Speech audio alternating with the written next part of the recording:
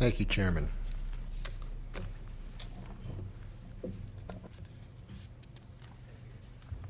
Chairman and members of the committee. I am Victor Woods, and I serve as the Vice Chairman for the Viejas Band of Kumeyaay Indians. Viejas joins Pechanga and many other tribes in attendance today in opposing the inclusion of the horse racing industry as eligible entities to operate Internet poker under any authorization legislation. Legislatively authorizing the use of Internet to play poker does not transform poker into some other game, any more than an authorization of advanced deposit wagering transformed horse racing into some other form of racing. Online banking has changed the method of many of us use to pay our bills, but at the end of the day, we are still paying our bills. Internet poker is no different. It is still the game of poker, just played over the Internet. Tribes and card clubs are the only entities currently authorized to offer poker in this state, and there are no public policy reasons supporting the inclusion of the horse racing industry as operators, simply because the Internet is involved. As discussed by Chairman Marcaro earlier, over the past decade, California voters have consistently and overwhelmingly rejected the expansion of gaming, whether it involves horse racing industry, card clubs, or off-reservation gaming. In California today, there are over 165 tribes and card clubs authorized to operate poker. That is more than enough operators to support an offering of poker over the Internet and provide for consumer choice. In addition, tribes and card clubs are already known and trusted brands among the California poker players. The horse racing industry has never been in the business of poker, and there is no good reason to expand gaming to allow them to operate poker now or any time in the near future. Thank you for your opportunity to speak to you. Okay, thank you for your testimony. This time we'll open up for questions from the members.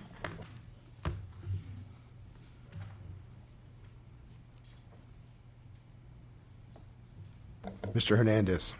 This can be answered by any representative from the horse racing industry. You talked about the percentage of your online gambling activities. Did you say that was 30% of your take? 28% at this stage. 28% of your take. And so... But a growing 28%. If you looked at that trajectory over the last 5 years, it would have been a very significant growth. What percentage was it 5 years ago? 5 years ago, would have been less than 10%. Oh, is that right? So you've had like about a 5%, 7% growth annually? Yes. I mean, I think you've also got to realize that, all of our habits have changed with smartphones. So it may be that today you could be at a racetrack and you could still pull out your smartphone and make a wager on your account. So just technology alone has given it the chance to grow, but absolutely, years ago you had to physically go to a wagering site wherever you were in the country to wager on another track. You can now sit anywhere you want in this country as long as you have Wi-Fi or cell coverage and you've signed up for an account and place an internet wager. Okay, and so I want to pose this question specifically to the reality that the California electorate, the citizenry of California, on numerous occasions has voted down the expansion of gambling, whether it's additional slot machines or additional gaming at non-tribal sites within California neighborhoods, residential or other, but outside of tribal reservations. So what is your reaction to that and making your argument that you ought to be included in the allowance of internet poker, again, when Californians have voted pretty significantly in opposition to? Well, I would perhaps refer to Chairman Marcaro's comments, where I thought he made a very good analogy about people staying in their lanes. I would contend that nobody is in the internet poker lane at the moment. I would contend that poker is in one lane, horse racing with its internet ability is in another lane, and we're both talking about how we converge into the middle. And as all of us know, when we converge into the middle, we have to take it with great care and great great awareness. But I would contend that this is a very different form of gaming than has ever been contemplated by the voters before. Another way to answer the question is we believe this is an expansion of gaming. And with the expansion of gaming, as he just said, it's conversion into those lanes, and we need to be considered. And just as a clarification for me, where would you be headquartered, these operations? What we were talking about was having a license. That license would plainly have to be through an entity that was acceptable to the regulators here. We've got many regulated entities, and we would have to see how the legislation came through to determine which one of those would be the appropriate one. The appropriate license? The appropriate entity to apply for the license within horse racing. But in California, would you have a headquarters? Would we have a headquarters? Yes. We would have a headquarters, yes. So where might that be? That's a little too far ahead of the curve to determine that, but it would certainly be up for grabs. Okay, great. Thank you. What's the response from the horse racing folks here on the panel? If I heard Chairman Maccaro correctly, I thought he made some suggestion of a revenue sharing type of agreement under an iPoker framework. I don't want to put words in your mouth, sir, but something to that effect. What's the horse racing industry's response, or at least the folks here today? Well, again, I appreciate the offer that was made by Chairman Maccaro, and we've all been having various conversations, and so hopefully they all may continue. But we don't believe at this stage that a level playing field would be the other part of the regulated gaming community having a license and then determining what morsel of that we would receive. We would just want a level playing field where we have the right to apply and receive for a license on the same basis. Mr. Mays? I'd like to go down this slippery slope argument, and if you can respond with why just knowing that the race tracks are in the internet gaming business and they're the only ones currently in the state, why just end at iPoker? Why not internet slots or other gaming? Well, again, we feel, Proposition 1A, we feel like with iPoker, we're in no violations of Proposition 1A. So this is an expansion of gaming, and we want to be included in it. As far as going on further with the expansion of gaming, right now we have not had a lot of conversation as an industry, but I think it would be safe to say with the three of us up here, we would not support any more expansion other than iPoker.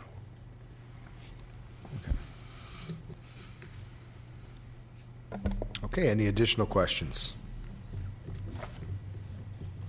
Seeing none, I'd like to take a moment just to thank the folks for joining us today and providing their expertise and testimony, and appreciate your work in helping us try to craft or look at what an iPoker framework might look like. Thank you.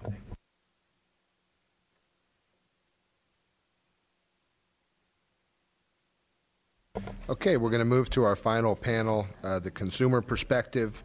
If Mr. Pappas and Mr. Uthoven, board member to Coalition to Stop Internet Gambling, would please approach and present your testimony. Thank you.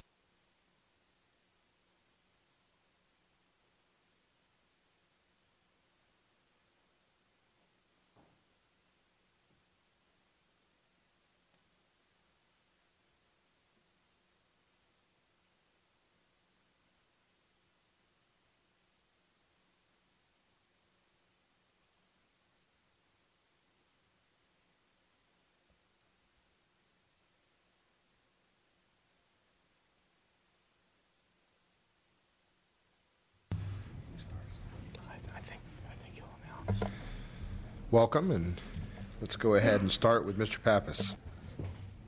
Thank you, Chairman Gray and distinguished members of the committee. I would like to thank you for allowing me to testify. My name is John Pappas. I'm the Executive Director of the Poker Players Alliance, an organization of 1.2 million American poker enthusiasts. In California, we boast more than 90,000 PPA activists. These individuals, along with countless more in the state, enjoy the great game of skill of poker in tribal casinos, in their homes, and in charitable games. But we currently cannot play in a legal and regulated market on the internet in California. I am pleased to serve as a resource to help you better understand how internet poker works and why regulation is the best way to protect consumers. Let me begin by stating that there is no public policy justification for the status quo. Let me repeat, there is no public policy justification for the status quo. Doing nothing is simply not an option. Of course, there are those who would advocate for a ban on internet poker. As was suggested earlier, a new federal bill has been introduced to impose a ban on internet poker and other forms of internet gaming. But let me tell you, that is a foolhardy position which will only harm the vulnerable populations that regulation protects. As a player organization, the PPA takes consumer protections very seriously. We are advocating for a far more reasonable and effective approach to consumer protection than those who would simply stick their head in the sand. Today, citizens of this state have access to online poker, but they play on foreign sites, none of which are properly licensed or regulated by California. This reality is all too real for Californians who played on a site called Lock Poker, which abruptly shut its doors in April of this year, taking with them millions in player deposits. Sadly, because of the lack of regulatory oversight, there is nothing the affected customers can do to get their money back and hold this rogue website accountable.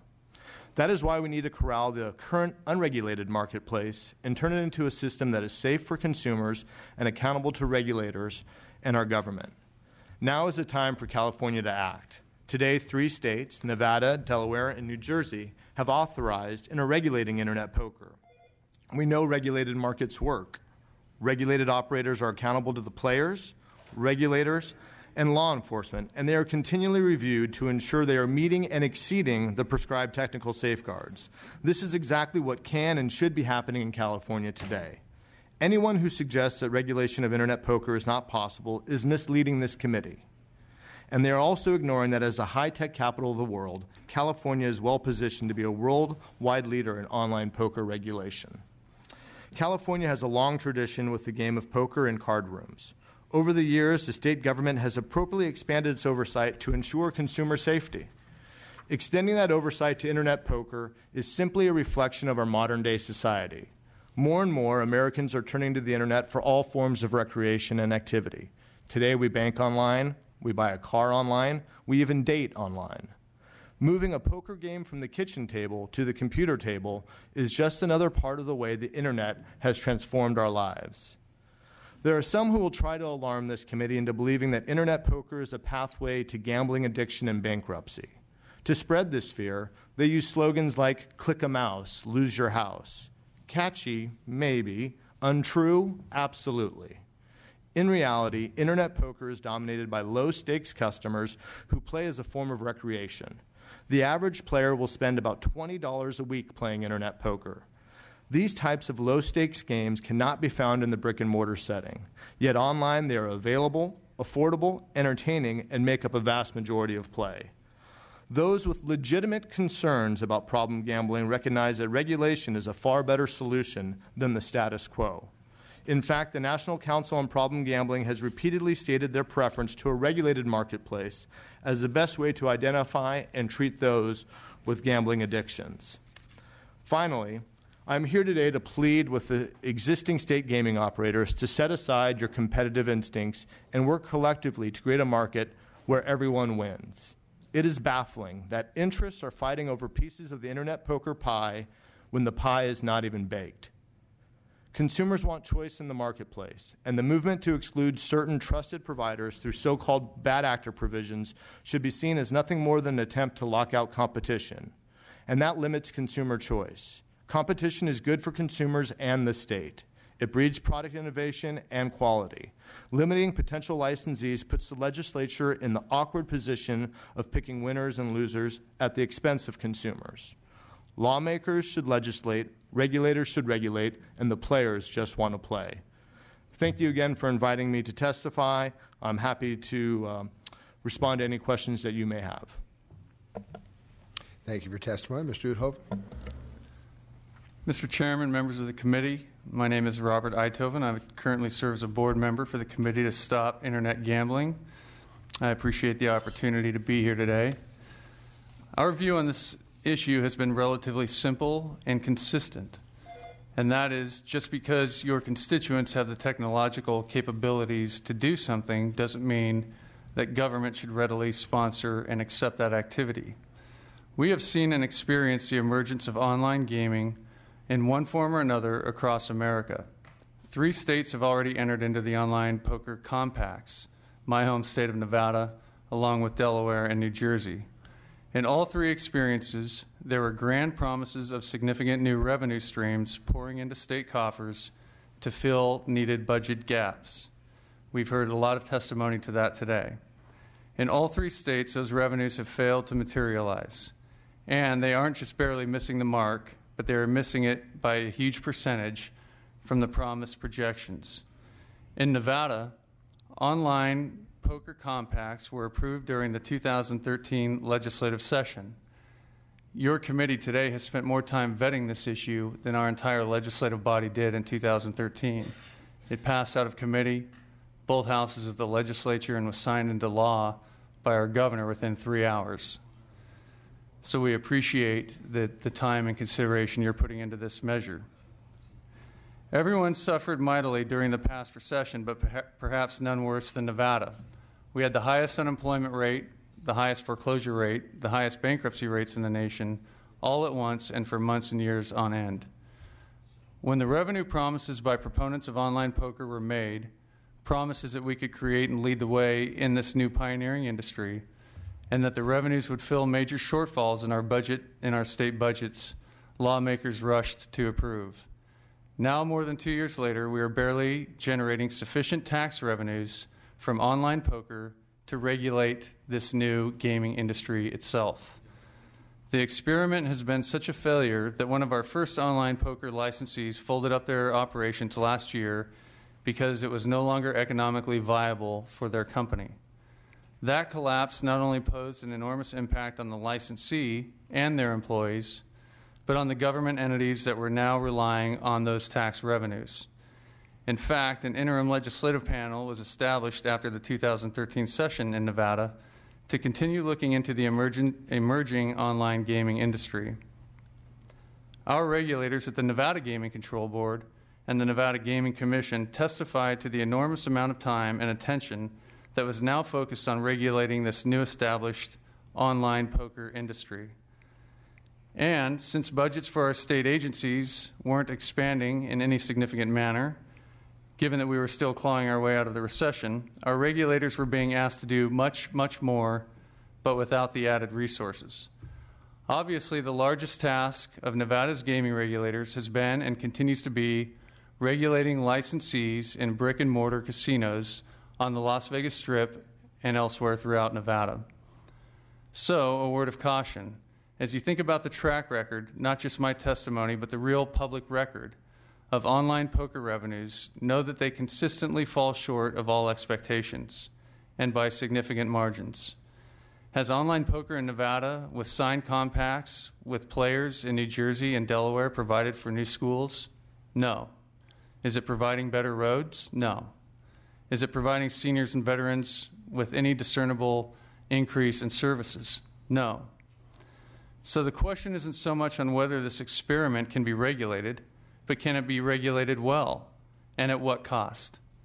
Can gambling on our phones, tablets, and computers be done in a way to protect consumers, licensees, children, problem gamblers, and the public at large without the unintended consequences that I'll get into next? We would argue no. Mr. Chairman, as for those unintended consequences, for decades the gaming industry has advanced and thrived on the total guest experience. Those in the industry who do it well succeed. Those who don't naturally fail, just like any other business. The total guest experience, whether in a casino here in California or in Nevada or Pennsylvania or New Jersey, includes a highly regulated atmosphere where personal interaction occurs between employees, supervisors, regulators, law enforcement, and guests on the casino floor. But that experience also includes restaurants and shows and nightclubs and other forms of entertainment. For some properties, it even includes golf courses, pools, shopping, and a wide range of experiences. Each of those experiences generate their own tax revenue. We believe this is where the gaming industry thrives and where it belongs, not on each and every smartphone, tablet, and computer in each and every bedroom, living room, and bathroom in America. Again, does technology make it possible? Sure. But does that technological capability lead to an endorsement of this policy? We would suggest not. Finally, Mr. Chairman and members of the committee, there are significant concerns regarding consumer protections and identity theft. This is a massive, wide-scale problem with the advance of technology. We have witnessed massive cybersecurity breaches across the country that have intruded on the lives of countless Californians and all Americans. This is both a problem in the public and private sectors. Individuals have had their identity stolen just for being a federal employee. One of your committee members talked of that earlier. These are real lives being turned upside down because some hackers has stolen the one thing we hold most dear, our identity, our social security numbers, our bank accounts, addresses, dates of birth, access to credit, the list goes on and on. And not if, but when these massive breaches occur, what are you to do as government leaders? When the recent identity theft of millions of federal employees occurred, the federal government had to step in to provide million-dollar identity theft protection for each and every victim of that theft. This causes a great deal of stress and heartache for the individuals affected, but also for the government entities who try to stay on top of the hackers and clean up after the chaos they create. Do we want to introduce this vulnerability to the gambling industry? So, Mr. Chairman, we obviously urge caution on this. Your highly regulated brick-and-mortar casinos here in California, just like those in Nevada and elsewhere, are massive job creators. And they offer a wide range of guest experiences for your residents here in California and for the tourists who enjoy visits here. A website offers neither the jobs nor the wonderful, exciting guest experiences that bring people to this great state. We appreciate that there are differing views on this issue. The debate is always healthy, and we appreciate our ability to participate. In so doing, we respectfully urge you to look at, and then beyond our testimony here today, look carefully at the full, publicly available track record already established by this online gambling experiment. Thank you for your time, Mr. Chairman. I'm happy to answer any questions. Thank you for your testimony. At this time, do we have any questions from the members? Mr. Hernandez. Mr. Chair, as these deliberations have been going on for quite some time now, we've come to have the opportunity to hear in the press or through staff reports that have generated up to us, percolated, about concerns from the FBI. Can someone speak to what concerns the FBI may have? I think the concerns of the FBI would be the concerns of any law enforcement agency with an unregulated market. The concerns the FBI has raised has said that unregulated internet gaming, and you could exchange the word internet gaming with unregulated online banking or unregulated any form of online commerce, is susceptible to fraud and abuse. A regulated market, though, is something the FBI has never considered. And when you look at states like Nevada, New Jersey, and Delaware, when they went ahead and licensed internet gaming, the FBI did not come in and suggest that they should not. In fact, I think they view the fact that states are licensing and regulating it is a strong tool for law enforcement to weed out true fraudulent offshore operators. Sorry. Just so, okay, no, please go ahead. Well, I was just going to say the FBI has spoken on their concerns on this issue regarding the possibilities of money laundering and other illegal activities that could be increased with online gaming. I'm happy to provide you with the FBI, what they have said on this issue. We'll provide that to your office. Again, just clear that they are all speaking about unregulated online gaming, not what you guys are seeking to do here in California. So the FBI's concerns related to matters is strictly exclusive to unregulated. Correct. I mean, it's just as they would be concerned with unregulated online banking. There is an ability to money launder or do other nefarious activities through unregulated activity. The FBI would say that that is also the case with internet poker, which is, I think, justification for what California is seeking to do. All right. Thank you. Okay. Seeing no other questions. Oh, Mr. Bigelow. Well, first of all, let me preface thank you to everyone, all the speakers. I really appreciated all the professionalism and the plethora of discussion that's been presented to us so that we could, have a really informed discussion on this and understand it better, because it is a very in-depth subject. So just a couple of questions, though, because I know the hour's late and many want to get running. But just for Mr. Eijhoven, a question. Isn't sunlight the best disinfectant? We know people still will play poker online. Aren't we better off having a very strictly regulated business if it's going to happen with a watchful eye versus doing nothing? That question's for you. I have a couple of questions. We're certainly not arguing that you do nothing. I think that the Department of Justice has the ability to shut down illegal activity in this country. I believe that there is economic viability in brick-and-mortar casinos that provide both the licensees, the employees, and the guests a wide range of that full experience I talked about that is available. So I would argue, we would argue, that this isn't about doing nothing. When there's illegal activity, you can either throw your hands in the air and say, well, we can't do anything about it. There's so much illegal activity going on. Let's just find a way to regulate that illegal activity. We've often discussed, as we've taken this issue state by state into the federal government, people who sell offshore illegal pharmaceuticals, online or otherwise. And the federal government and regulators have the ability to shut those sites down and protect consumers. We believe there is an ability to shut down illegal online gaming activity, and that's what we would urge for. I appreciate that response, and maybe I'll just kind of, for both of you in this one, in your experience, is a smaller marketplace with selected providers better, or an open market with more providers that can provide services and opportunities, jobs, experience? I think California will find that an open marketplace is certainly going to be better, particularly since the more licenses and licensees you guys have, the more revenue, upfront revenue you guys are going to receive. I think ultimately what you'll see is a number of licensees come into the marketplace, and then they will compete for business. And those who are the better competitors will end up being the brands that stick around for years and years to come. But yes, ultimately, competition is key. Open and fair competition is key to have a robust market, an innovative market, and a market that best serves consumers.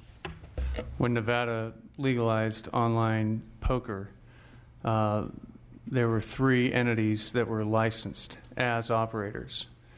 And they made the capital investment, they took the risk, and one of those is already folded. And that's 3 entities. Now, we have a lot of gaming licensees in the state of Nevada.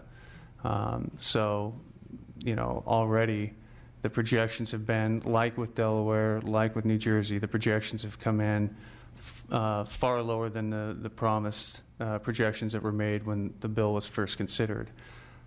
So even with a small number of online gaming licensees taking place in the online gaming compacts that we have with New Jersey and Delaware, just 3 licensees in Nevada, that didn't work. I don't know if 15 approved licensees of 15 different entities taking that risk would have made those numbers any better.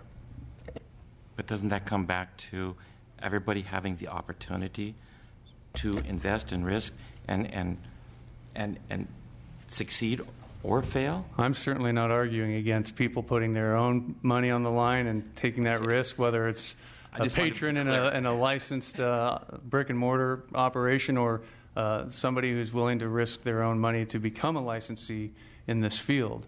I'm not here to argue the number of licensees your state decides to go forward with if this were to move forward. And maybe just a more direct question for Mr. Pappas. The issue of bad actors seems to be prevalent in a lot of this discussion, specifically about poker stars. Mm-hmm. Should they be allowed to participate? I think poker stars and anyone should be allowed to apply for a license. No one is guaranteed a license. There is no God-given gift to a license under California law.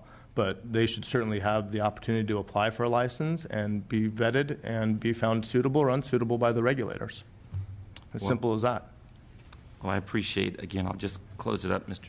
Chair. I know I'm just going to be one who danced in and out a lot for a lot of things that are happening today, and I kept my pulse of what was happening in here and listening as I was in multiple places.